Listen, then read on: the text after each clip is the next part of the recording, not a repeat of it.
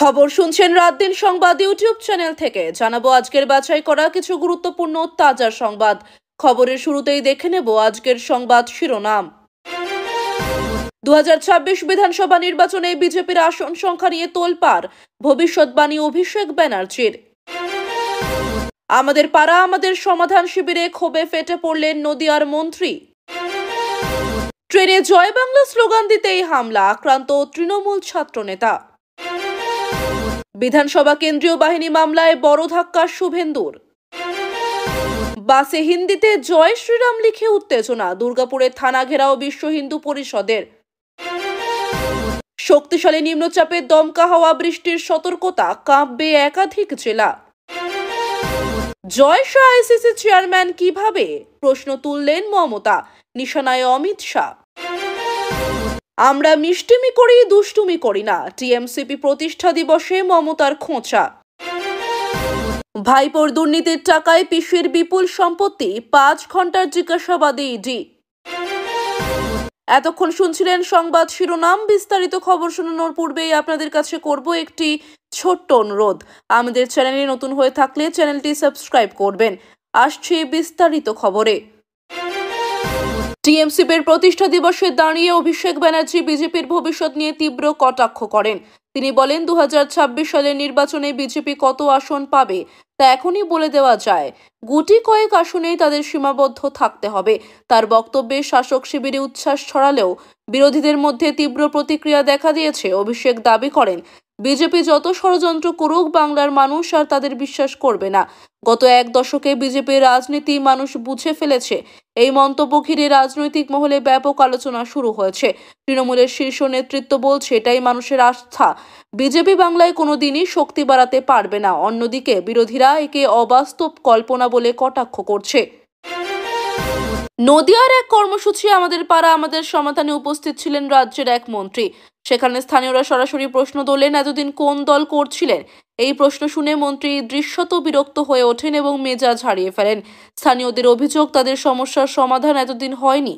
অভিযোগ জানিয়েও প্রশাসনের তরফে কোনো উদ্যোগ নেওয়া হয়নি। এর জেরে ক্ষোভে ফেটে পড়েন গ্রামবাসী। মন্ত্রী যদিও দাবি করেন এই কর্মসূচির মূল উদ্দেশ্যই হচ্ছে মানুষের কাছে পৌঁছে গিয়ে সমস্যার সমাধান করা। তিনি আশ্বাস দেন, শীঘ্রই এলাকার সমস্যা সমাধান করা হবে এবং সরকারি পরিষেবা প্রতিটি মানুষের কাছে পৌঁছে দেওয়া হবে। কিন্তু মন্ত্রীর মেজাজ হারানোকে কেন্দ্র করে রাজনৈতিক মহলে শুরু হয়েছে জোর আলোচনা। বিধানসভায় কেন্দ্রীয় বাহিনী নিয়ে প্রবেশের মামলায় বড় ধাক্কা খেলেন বিরোধী দলনেতা শুভেন্দু অধিকারী। কলকাতা হাইকোর্টের স্পষ্ট মন্তব্য, গণতান্ত্রিক প্রতিষ্ঠান হিসেবে বিধানসভার মর্যাদা বজায় রাখা জরুরি। সেখানে বাহিনী নিয়ে প্রবেশ কোনোভাবেই গ্রহণযোগ্য নয়। আদালতের পর্যবেক্ষণ অনুযায়ী এই ধরনের পদক্ষেপ গণতান্ত্রিক পরিকাঠামোর জন্য ক্ষতিকর। এর ফলে শুভেন্দু অধিকারীর দাবিতে কার্যত জল ঢেলে দিল আদালত। তৃণমূল শিবির আদালতের রায় স্বস্তি পেলেও বিজেপি বলছে এতে সরকারকে রক্ষা করার চেষ্টা হচ্ছে। রাজনৈতিক মহলে এখন প্রশ্ন, শুভেন্দুর এই বড় ধাক্কা ভবিষ্যতে বিরোধী শিবিরের অবস্থানকে কতটা নাড়া দেবে। আবহাওয়া দপ্তর জানিয়েছে, শক্তি বাড়িয়ে সাগরে নিম্নচাপ তৈরি হয়েছে। এর প্রভাবে আগামী কয়েকদিন একাধিক জেলায় দমকা হাওয়া এবং বজ্রবিদ্যুৎ সহ ভারী বৃষ্টির সম্ভাবনা রয়েছে। বিশেষ করে উপকূলবর্তী জেলা পূর্ব মেদিনীপুর, দক্ষিণ 24 পরগনা, ঝাড়গ্রাম, এই 2 মেদিনীপুর, হাওড়া ও কলকাতায় প্রভাব বেশি পড়তে পারে। রাজ্যের কৃষকদের সতর্কবার্তা দেওয়া হয়েছে যাতে তারা ফসল সুরক্ষার ব্যবস্থা নেন। মৎস্যজীবীদের সমুদ্রে যেতে নিষেধ করা হয়েছে। প্রশাসনের তরফে বিপর্যয় মোকাবিলায় বিশেষ দল প্রস্তুত রাখা হয়েছে। সাধারণ মানুষকেও সতর্ক থেকে বাইরে বেরোনোর নির্দেশ দেওয়া হয়েছে। আবহাওয়া বিশেষজ্ঞদের মতে এই নিম্নচাপ আগামী 48 ঘন্টার মধ্যে আরও শক্তিশালী হতে পারে। মুখ্যমন্ত্রী মমতা বন্দ্যোপাধ্যায় প্রশ্ন তুলেছেন, জয় শাহ আইসিসি চেয়ারম্যান হলেন কিভাবে? তার অভিযোগ, কেবলমাত্র অমিত শাহের ছেলে বলেই তাকে এই পদে বসানো হয়েছে। মমতা বলেন, খেলাধুলো এবং ক্রীড়া সংগঠনের ক্ষেত্রেও এখন বিজেপি প্রভাব বিস্তার করছে। এর ফলে স্বচ্ছতার বদলে স্বজন পোষণ এবং পক্ষপাতিত্ব বাড়ছে। মমতার এই বক্তব্য রাজনৈতিক মহলে তীব্র আলোচনা শুরু হয়েছে। শাসক দল বলছে ক্রীড়া ক্ষেত্রে পরিবারতন্ত্র ঢুকে পড়েছে।